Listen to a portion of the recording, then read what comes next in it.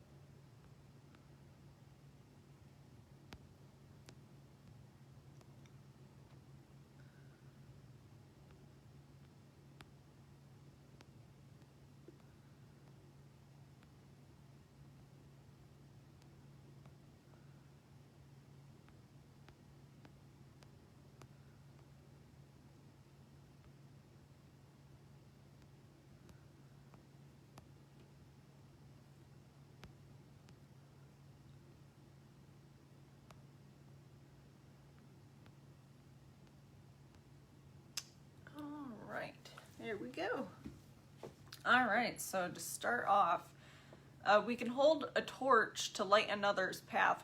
We can't hold a torch to light another's path without brightening our own first. You need to be able to see clearly where you are going before you can take people along with you. I need to adjust this camera a little bit. There we go. And knocking stuff over too. Hello, how are you?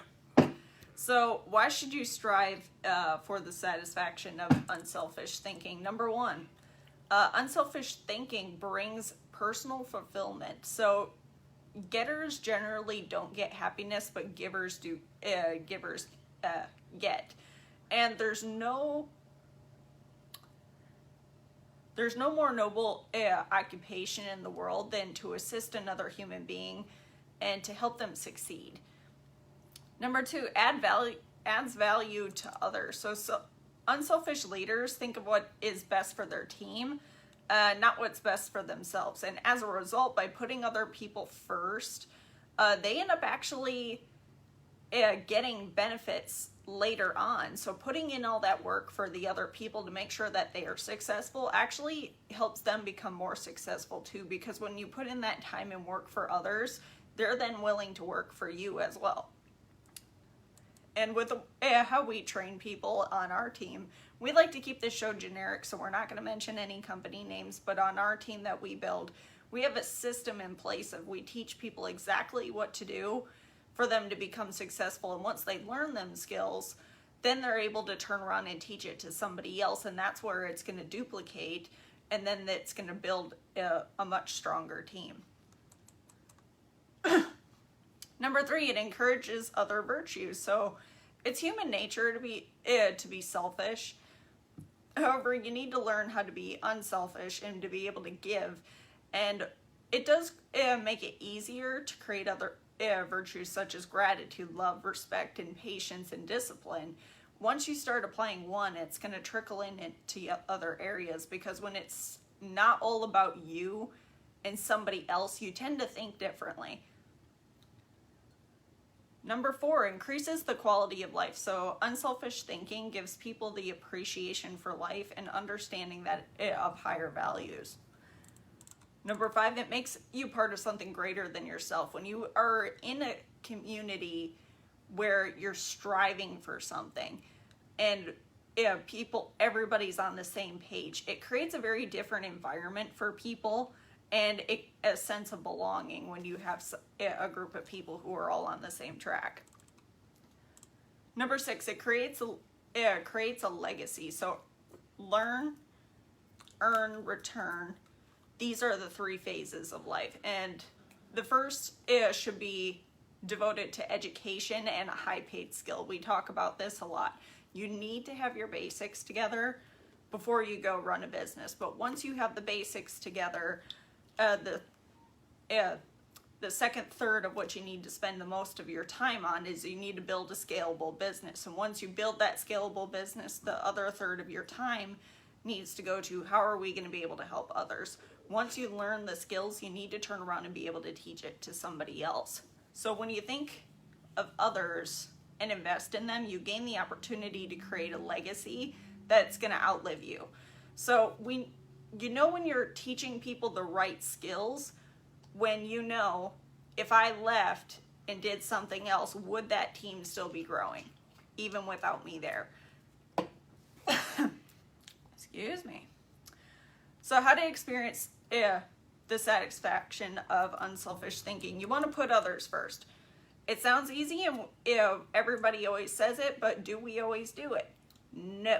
It's always about me, me, me. And by the way, what can you do for me? But putting others first requires humility and a shift of focus. So people with humility don't think less of themselves. They just think of themselves less. And it's just becoming conscious of it and saying to yourself, this is something I need to work on. And how am I going to help people today? And is this something that's actually going to benefit me? Or is it going to benefit everybody? Number 2, expose yourself to situations where people have needs. So where and how can you help? Are you volunteering your time or making donations? And the kind of giving doesn't matter at first so long as you're giving something.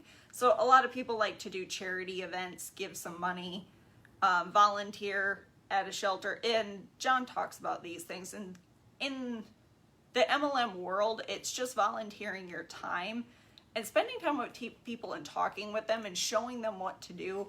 Sometimes it's just people are dealing with something and they're just like, I just don't know how I'm going to get past whatever they're dealing with. And sometimes it's just talking with people and showing them, look, there is another way to do this.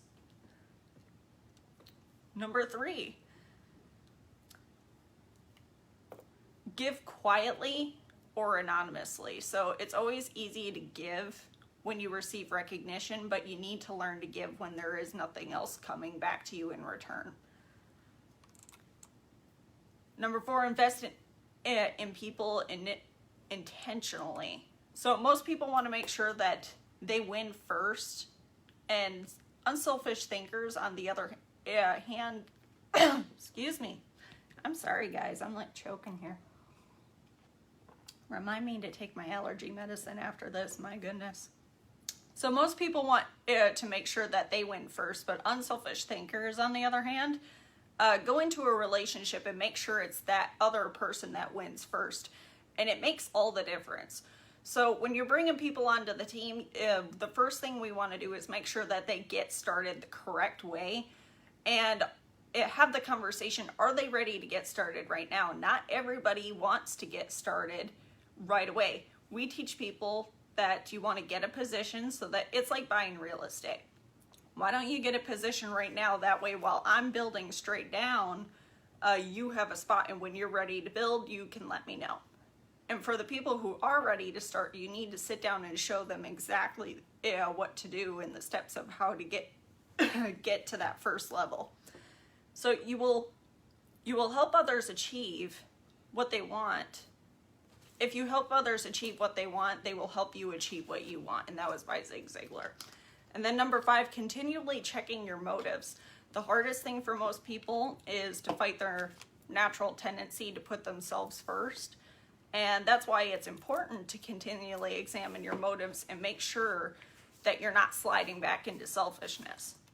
So with that, that's what I got. And honestly, it's just mostly think less of yourself and think more of others. Is there another motive behind what you're doing that's more selfish? And is it going to only help you? And is it going to help everybody else? And it's just what's going to be best for the team and helping everybody else achieve and strive for their goals and get them where they want to be.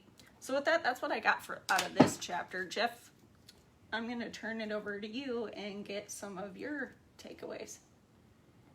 I mean, the biggest thing that I've seen from building a business personally is there is two thinking. There's selfish thinking, which has to happen for you to get to where you're going. So, it's the old airplane adage, you have to put your mask on first before you go help everybody else.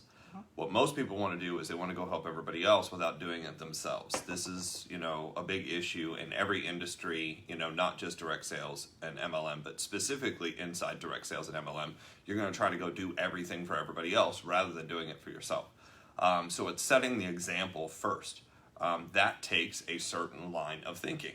Eventually, you are going to have people on your team, and then that requires a completely different set of skills and thinking. The skill set that you're going to need at that point for the unselfish thinking is more along the lines of welcome calls, welcoming people to the team, or text messages. Welcome text message works too. From there, you're going to do congratulations. Congratulations is different than welcome. Welcome is first contact. Congratulations is they've made, any stride in the business, whether they've done the first presentation, done a Zoom, send out, a series of links to people, and messages to people, whether they, that's the second. The third is you're going to set up a game plan. A game plan is a necessity for their business to get launched. Basically just trying to find out who they are, what they're about, what they're trying to achieve, and teaching them what to do to get to the first level so they can get paid and promoted in whichever company you're in. So we've got, the welcome call, the congratulations call, you have the game plan, then you're going to have to do presentations for other people.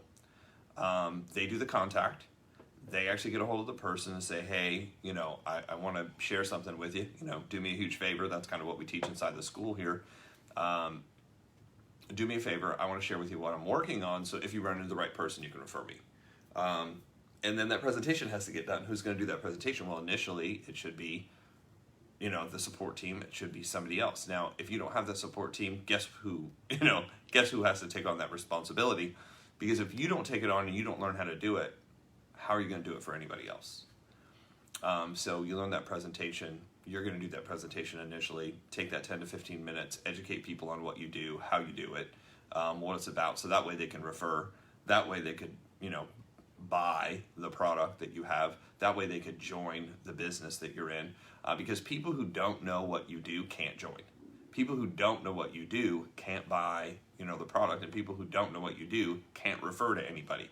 So they have to know what you do. How do you educate people in knowing what you do? Send them 3,000 links. What if they don't look at them? Then they have no idea. So you've wasted this enormous amount of energy, this enormous amount of time. And some people are like, well, if they're not willing to look at the link, then they're just not good. Well, all I can say is thank you. And I say thank you because you just set them up to be in my business. Or on my team, because when I get to them or my team gets to them, we're actually going to do a presentation, educate them on what we do, the industry, what's going on, and they'll be on our team. So all I can say is you can do it however you want, but I'm able to pick up an enormous amount of people who have been spammed by links, but still have no idea what the industry is about. So educate people is all I'm saying. Give them the right information. From there, after the presentation, the last thing is promotion. There's a pyramid of, it's really a triangle, but pyramid of motivation. The pyramid of motivation kind of shows this. At the very bottom is 27%. 27% of people are unmotivatable, meaning there is nothing you can say, nothing you can do that will move them into action, activity, or in the right direction. Why? Because 27% of the people, it's just the way it is. They're just not movable. 60% of people are motivatable. What does that mean? It means that given the right circumstances, given the right conversation, they can and will start doing something or show up somewhere.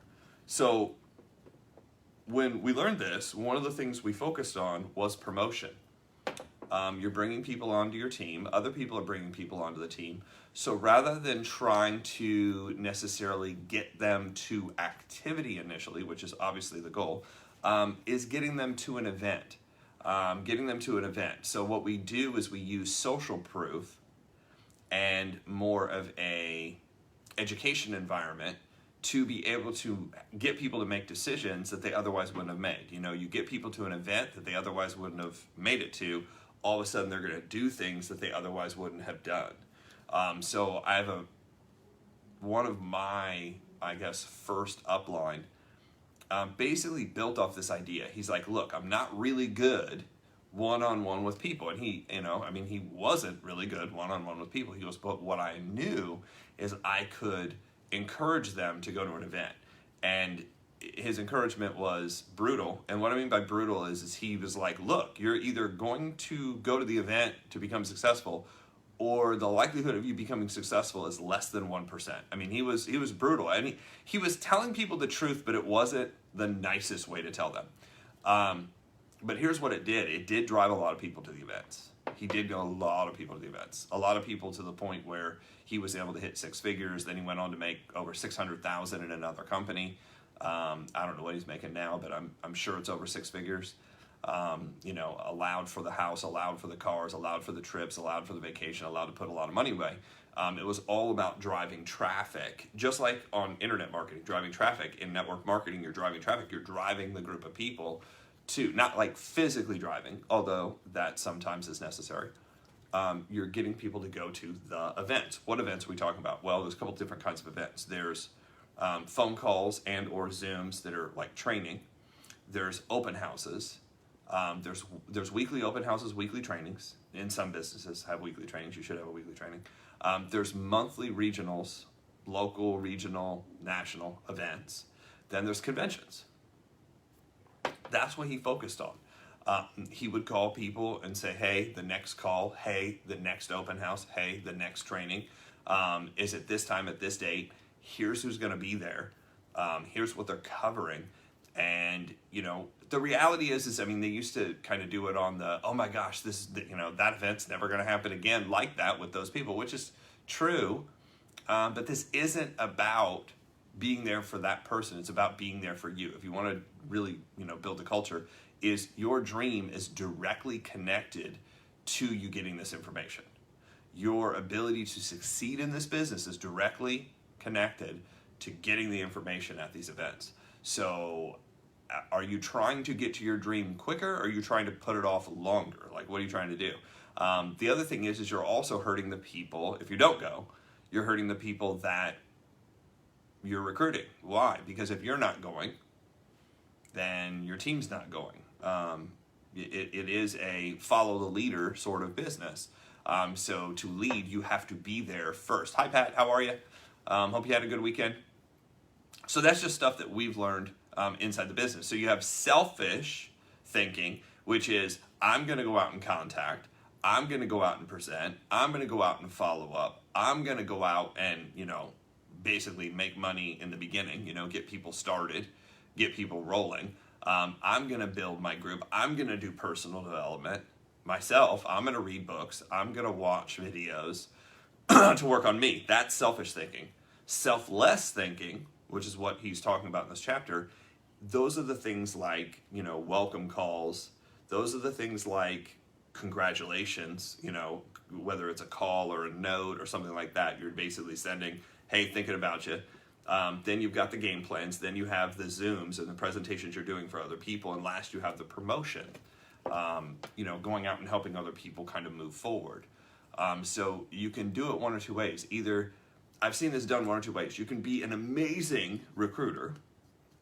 And some people, they're just not good with people. So if you're not good with people, this is so weird. If you're not good with people, recruit a lot of them. If you're not good with people, recruit a lot of them. If you're good with people, you can recruit just a few people. And because you're such a dynamic person to be around, you can then get them to bring you everybody. So it can be done one of two different ways. I have a direct upline with a couple people. One of the guys is just, he's so good with people. He didn't have to recruit a ton of people, personally. He was just able to build it through the relationships he had. The other person, he wasn't that. I mean, he's good with people, but it's a different kind. And he's just like, I'm going to make up in numbers. Like he's a germaphobe. Like he just doesn't like that close contact, the, shake hands with everybody. I mean, he's probably loving this, what's going on right now. He doesn't love it, but you know what I mean? He gets along with, the whole social distancing and all the stuff that's out there because he was like that to begin with. He liked that distance. He liked that. I remember meeting him and he kind of far back where the other guy's like, hey, how are you? It's so funny that personality wise, you could just see that. The one guy that was like distant, he ends up recruiting like 1,200 some people personally. And the other guy, the first year recruited like 12 people. They both make about the same money. It's crazy. They both make about the same money. Because one was really, really good with the group once they got in. The other one was like, here's what to do, go do it. Here's what to do, go do it. Both of them have the total skill set. It's just their personalities are geared differently. So what I can tell you is no matter which you are, you have the ability to succeed inside of the industry. You have the ability to succeed inside the business. You just have to figure that out. Like, who are you? What needs to happen? And what am I willing to do? And what am I not willing to do? So, Marty, how are you? How's Cali? California has been weird lately, to say the least, right? And with that, that's a wrap. What else? If you guys would like these notes, we're going to post them on the MLM Lunchtime Leadership Show Facebook group. So if you haven't joined them yet, go ahead and join that group. And we're also going to be downloading these videos to YouTube. That way, if you'd like to go back and rewatch this, you are more than welcome to. So with that, that is what we have for you today. And tomorrow we are on Skill 11. And I believe that's the last Yeah, that's the last chapter. So we will be posting which books we're going to be going over next on the MLM Lunchtime Leadership Show Facebook group. So if you'd like to see what we're going to be doing next, we will be announcing them tomorrow and we will be posting them there as well. So with that, we will see you later.